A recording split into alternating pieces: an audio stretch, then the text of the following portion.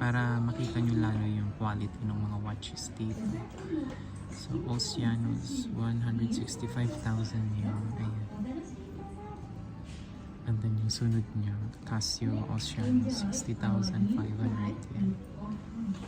Tapos eto guys, kita nyo naman, almost new with box. Seiko 154,000 yen. Tapos dito naman, though ito wala siyang box, pero yung quality niya talaga sobrang ganda.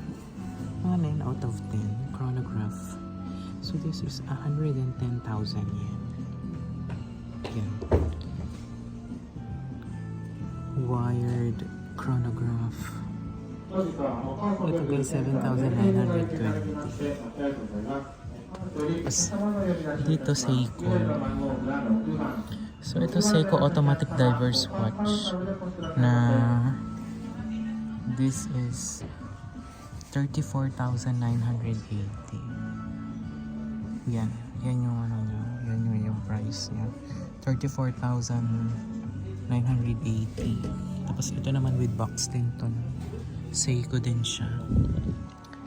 So this is 41,800. Yeah.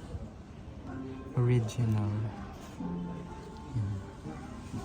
Ito Seiko din with box. So ito guys, 24,907. Tapos Casio watch. I'm not really familiar kung paano yun i-pronounce. This is 19,800 yen. Edifice. And then Citizen watch. This is 99,000 yen. Yan. Ito naman, 16,500 yen.